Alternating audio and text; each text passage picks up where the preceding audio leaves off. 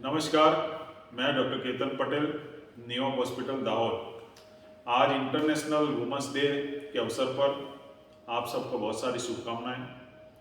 आज आज हम इस वीडियो में बात करेंगे use of laparoscopy in gynaecology, मतलब दूरबीन से कौन से ऑपरेशन महिलाओं में संभव है, वो कब कराने चाहिए, उसके फायदे क्या है, उसके गैरफायदे क्या है। देखिए, लेप्रोस्कोपी एक वरदान रूप है, एक आशीर्वाद है, क्योंकि गायनेक के लगभग 100% सभी ऑपरेशन दूरबीन से संभव है।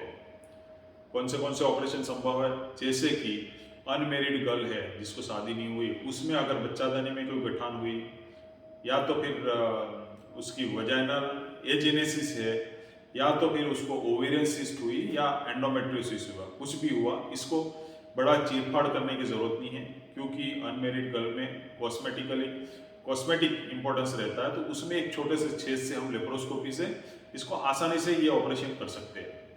अगर दूसरे ऑपरेशन की बात करें तो गायनेक में सबसे ज़्यादा होने वाले कॉमन जो ऑपरेशन है, जिसको हिस्टेरेक्टोमी बोलते हैं, वो एक कॉमन ऑपरेशन है और वो लेप्रोस्कोपी से बहुत से आसानी से हो सकता है। दूसरे ऑपरेशन जैसे माइमेक्टोमी है, बच्चादानी के अंदर फाइब्रोइड की गठान होती है, तो उसको भी हम निकाल सकते हैं। अगर बच्चादानी खिसक गई है, जिसको प्रोलेप्स बोलते हैं, और बच्चादानी आपको बचाना है, तो वो भी हम प्रोलेप्स को स्लिंग सर्जरी होती है, वो भी लेप्रोस्कोपी से कर सकते हैं। एक्टोपिक प्रेगनेंसी हुई, अगर बच्चादानी के बाहर कहीं पर भी प्रेगनेंसी हुई, तो वो भी लेप्रोस्कोपी से हो सकती है।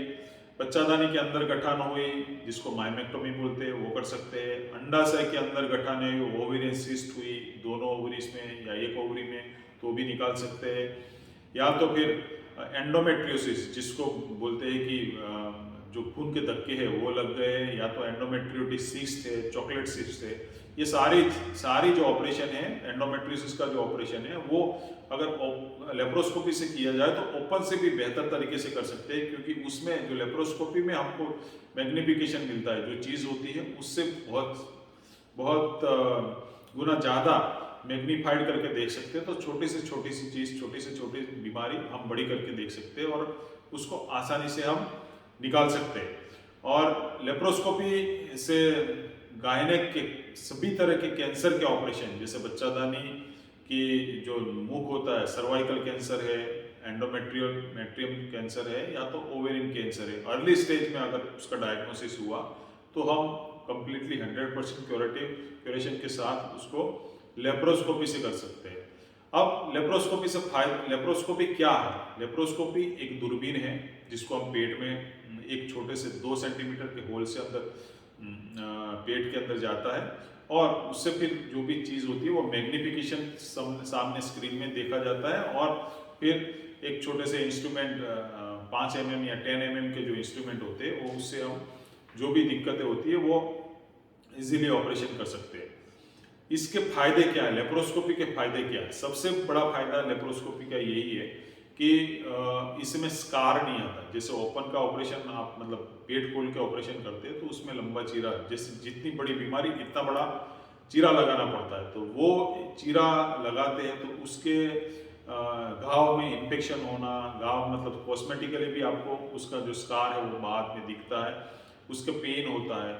और दूसरा एडवांटेज ये होता है कि ओपन जब हम करते हैं, तो जिससे पूरा एब्डोमेन मतलब पेट की जो कैविटी है वो डायरेक्ट एटमॉस्फियर मतलब बाहर की जो हवा है इसके साथ डायरेक्ट कांटेक्ट में आता है, जिससे इन्फेक्शन के चांसेस बढ़ जाते हैं। इन्फेक्शन के साथ साथ ऑपरेशन के बाद आते चिपक जाना, मतलब एडेशंस हो जाना, और कभी कभी जो स्कार में इन्फेक्शन होता है उसकी वजह से बाद में हर्निया, सारंग गांठ जिसको बोलते हैं, इसके भी दिक्कत हो सकती है। तो ओपन के जो भी मतलब डिसएडवांटेज है, सारे हम इसमें लेप्रोस्कोपी में करेक्ट कर सकते हैं, और लेप्रोस्कोपी में ये सारी दिक्कतें कम होती है। दूसरा, ओपन में जब ऑपरेशन करते हैं तो आपको हॉस्पिटल में ज़्यादा स्टे करना पड़ता है। लेप्रोस्कोपी में 24 घंटे या तो ज़्यादा से ज़्यादा 2 दिन, बड़ा अगर ऑपरेशन किया है तो रुकना पड़ता है। आप अर्ली काम आपका वर्क रिज्यूम कर सकते हैं, मतलब आप अगर वर्किंग वूमन हैं तो आपको ज़्यादा रेस्ट की ज़रूरत नहीं पड़ती, आप इजीली जा सकते हैं।